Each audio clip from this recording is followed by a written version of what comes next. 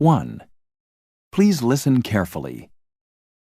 Describe changes in technology that have affected your life and explain what effect they have had on you as a student. Include details and examples to support your explanation. You may begin to prepare your response after the beep.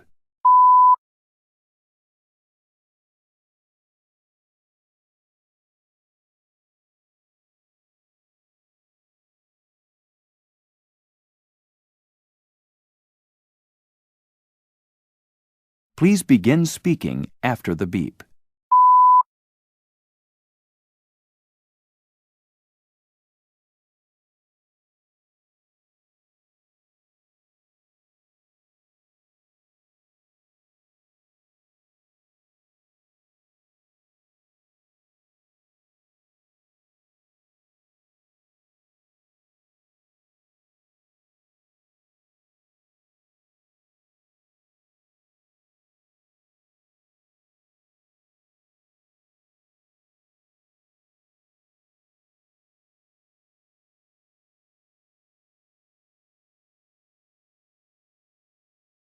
Two.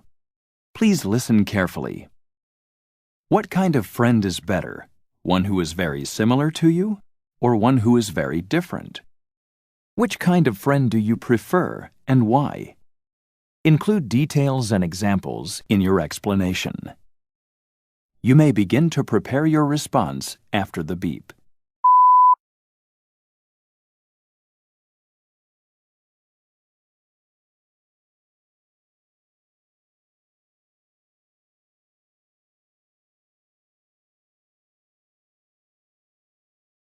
Please begin speaking after the beep.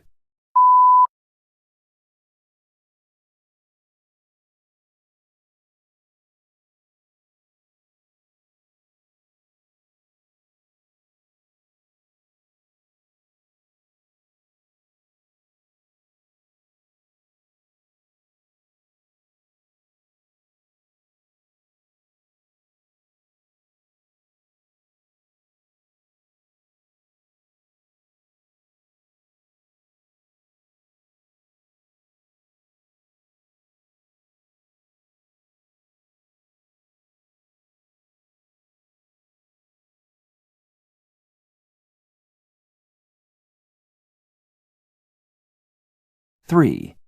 Please listen carefully. The University of the Rockies is announcing its annual job fair. Read the announcement from the Career Services Center. You will have 45 seconds to read the announcement. Begin reading now.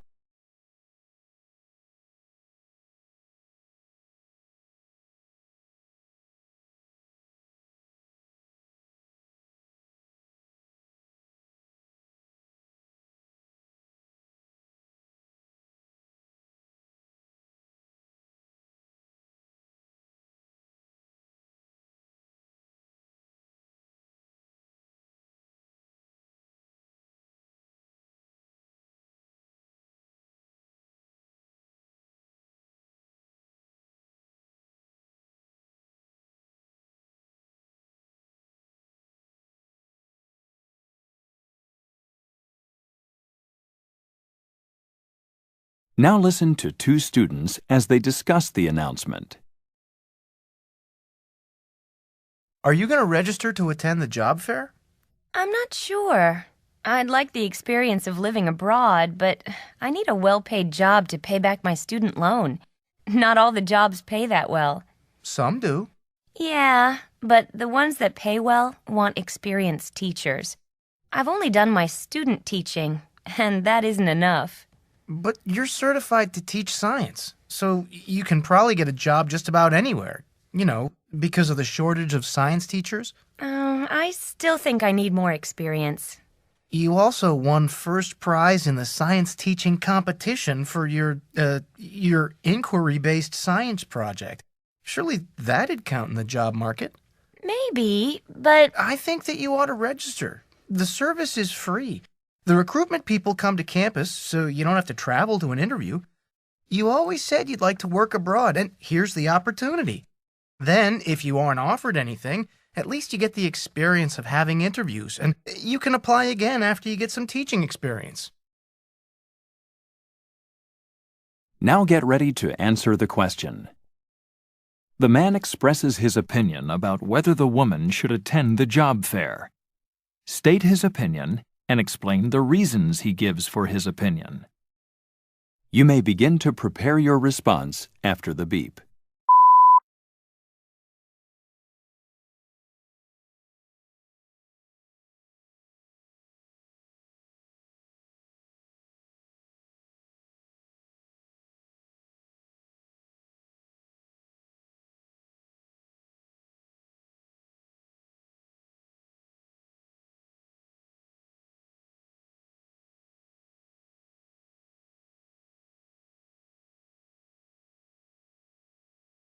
Please begin speaking after the beep.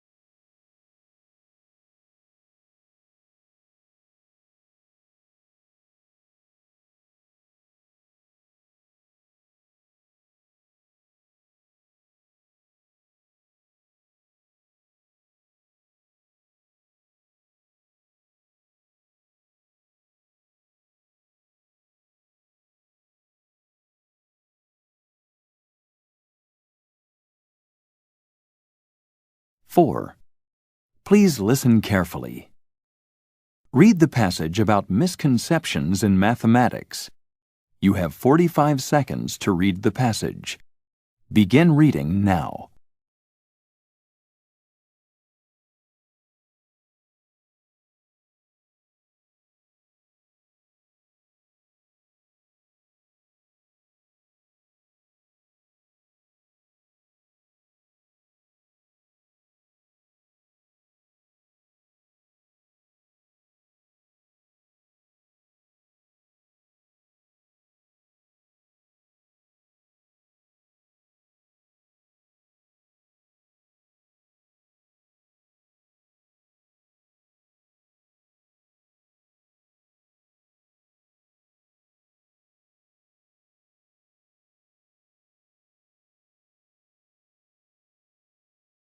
Now listen to part of a lecture on this topic in a math education class. Misconceptions about simple notions in arithmetic are not readily given up. So, for example, a child who believes that 1/4 is larger than 1/2 will not let go of this misconception when he or she gets back an assignment full of red correction marks. The child will let go of this misconception when he or she fully understands fractions. So, how do we develop this understanding? I think this situation is partly caused by the practice in many schools of teaching mathematics by rote. In other words, children are taught to memorize a formula, to practice using that formula, and then go on to the next one. Children start to believe that math is boring and work through problems without understanding the nature of the concepts. So what happens is that kids can work a problem only if they remember the formula. Using the rote method of teaching doesn't take into account the child's pre-knowledge or informal knowledge of mathematics. Even a small child can tell the difference between a whole cookie and a half a cookie. So using this informal knowledge is a very important part of helping children learn fractions, or other math concepts for that matter. Teachers tend to forget they must put these concepts into daily situations that children can relate to. Using real objects, children can come up with the formula themselves. And having done that, the children learn and understand the formulas better. It's also true that teachers too often assume that children understand the mathematical symbols being used. For example, the symbol for percentages. Unfortunately, too often that is an incorrect assumption. Now get ready to answer the question. The professor describes the mistakes that are made in teaching children mathematics. Explain how these mistakes relate to the problems that children have in understanding fractions. You may begin to prepare your response after the beep.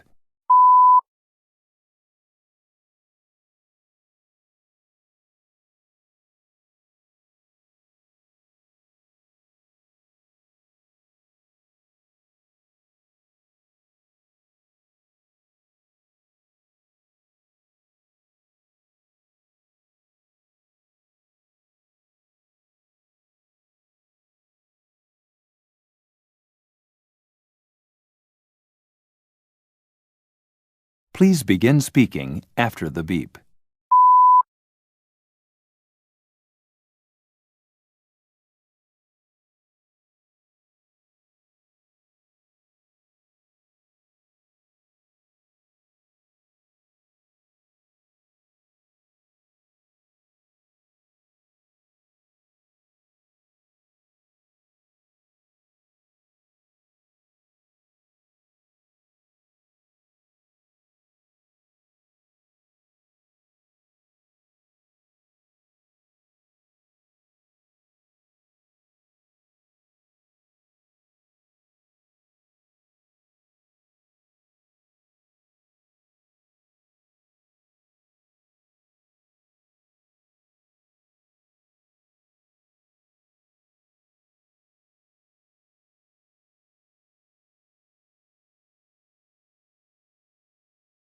Five.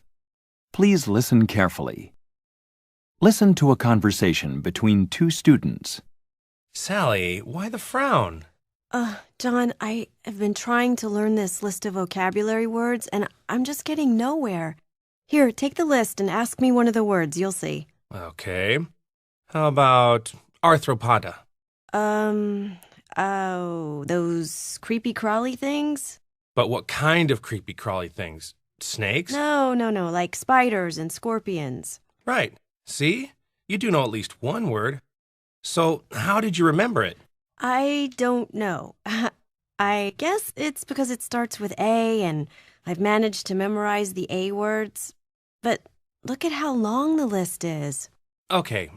Well, I learned it by remembering that arthro means joints, like the disease arthritis affects the joints. And pod means foot, like a tripod for setting a camera on. I always try to connect new words with the words I already know. So arthropoda refers to all those creatures that have lots of jointed feet. Oh, okay. Well, that's pretty easy. Although, you know what? Now that I think about it, I kind of remember picturing all of the creatures in my mind every time I said the word. Ah, you mean visualizing them. That's a good way of remembering, making a mental picture. You could try color coding your words too, like a traffic light. That helps me. Okay, what's that? What do you mean by color coding the words? Go through the list and, for example, color all the words you know well green because you can pass by them, and the words you kind of know yellow, and the words you really don't know red. Then focus on the red words. You stop at them and think about them. Of course, you don't have to use those colors. That's just my coloring system. Okay, yeah, that sounds like a really good idea. Got any other ideas? Sure. Make a song or a poem out of them. Like, let's see. An arthropod with arthritis met a cephalopod with sinusitis. Okay, wait.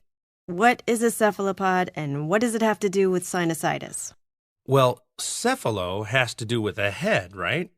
Like the disease encephalitis is an inflammation of the brain. And a cephalopod is a big-headed creature like an octopus, for example. So a cephalopod with sinusitis would have a really bad sinus headache. Okay, I see. So, finish your poem. Oh, I've forgotten it. Now get ready to answer the question. The students discuss several ways to memorize vocabulary. Summarize the ways. Then state which of the ways you prefer and explain why. You may begin to prepare your response after the beep.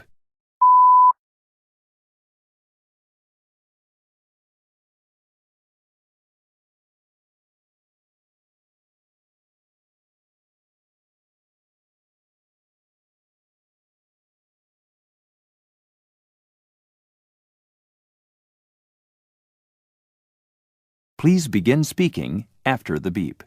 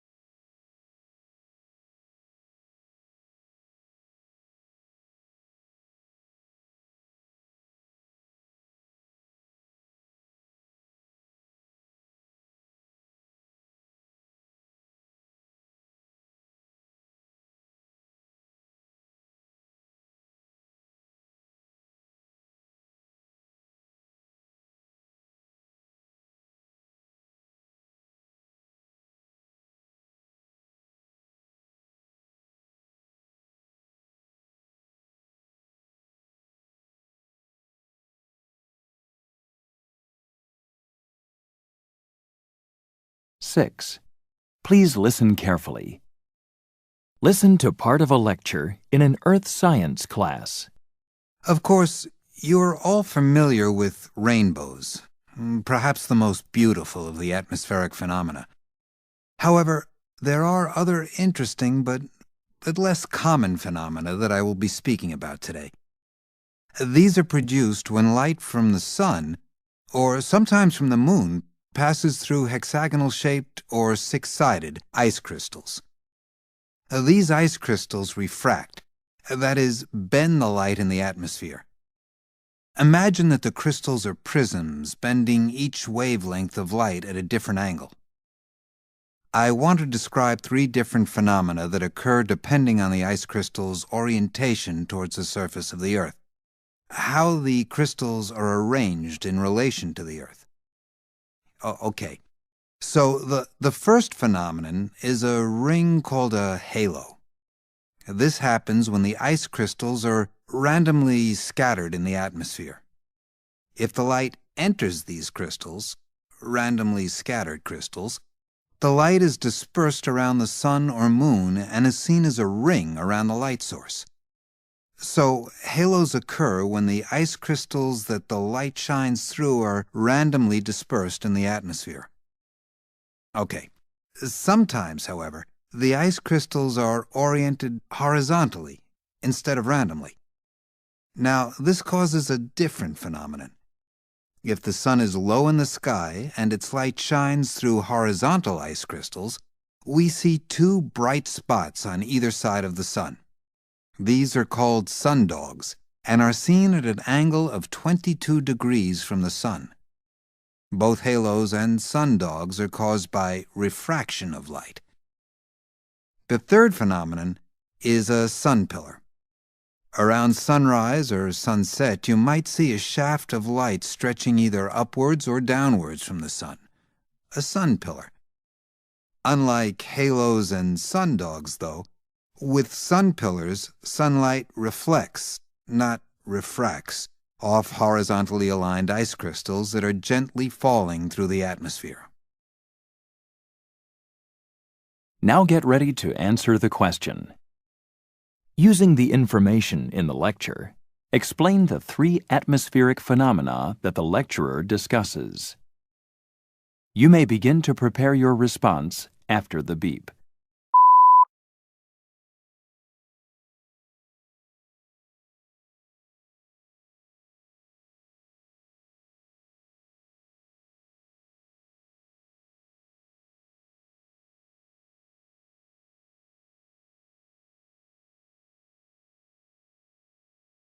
Please begin speaking after the beep.